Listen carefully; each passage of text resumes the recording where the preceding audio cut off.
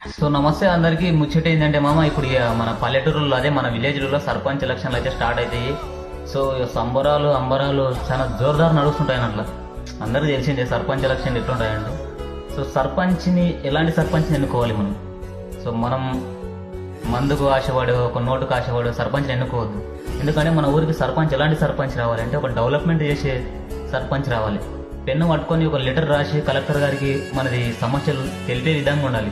అంతేగాని పెన్ను పట్టుకొని ఆయన పేరు కూడా రాయనికి రాని సర్పంచ్లను ఎన్నుకున్నాం అనుకో మనకే వేస్ట్, ఇంకా మన ఊరికే వేస్ట్.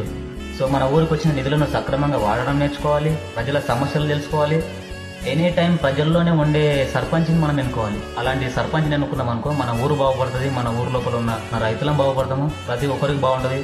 అన్న ఈ సమస్య ఉంది మా గల్లీలో మా వీధిలో అని చెప్పగానే రియాక్ట్ అయ్యే సర్పంచ్ని ఎన్నుకోవాలి.